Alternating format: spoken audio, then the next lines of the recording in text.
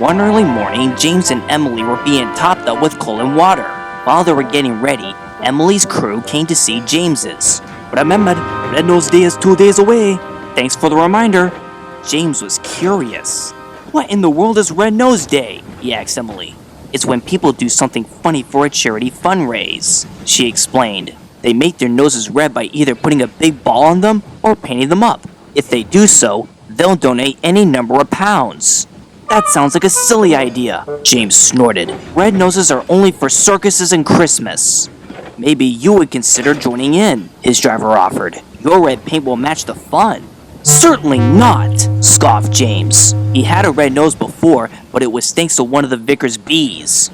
At least people don't get their noses stung, chuckled the fireman. That would never do for the day at all.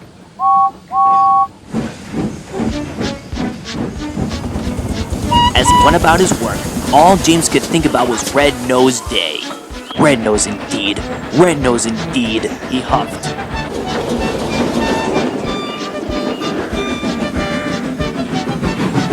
Whenever he stopped at the stations, he would see people wearing red balls in their noses and others with theirs painted up. This only further annoyed him.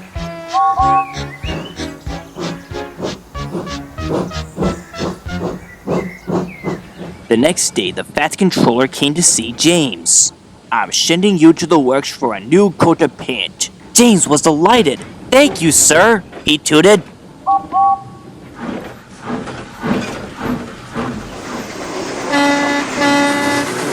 There was nothing James loved more than a repaint. This'll help me forget about red noses, he said to himself. James arrived at the works where the workmen were waiting with tins and brushes. They sanded him down first, ready for the repaint. After that, they opened the red tins and began painting. However, one of the workmen was having a hard time opening the tin. He tried harder and harder until the lid suddenly popped off, sending a drip of red paint flying off and splattering all over James's nose. Careful, he snapped. Whoops, sorry, said the workman, and he and the others carried on painting. Once they were finished, James's driver and fireman returned. They couldn't help laughing when they saw what was on his nose. Well, James, said the driver, not much luck with the red nose. First bees, and now paint. It seems you really are joining in the fun. James went red with fury. Stop laughing, he spluttered. Clean this off my nose before someone sees me like this. But it was too late. Stuck around with the supply train.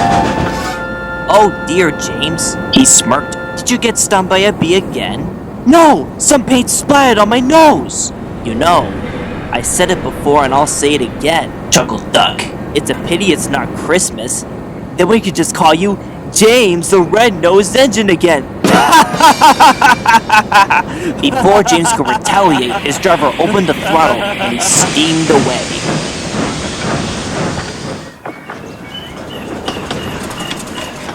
He hoped the other engines wouldn't notice him in his state, but his hopes were soon dashed.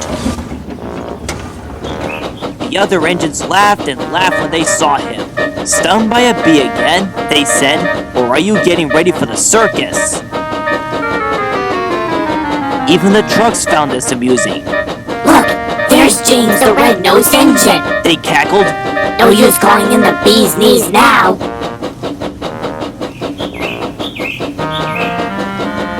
The passengers laughed too. They thought James was joining in on the fun.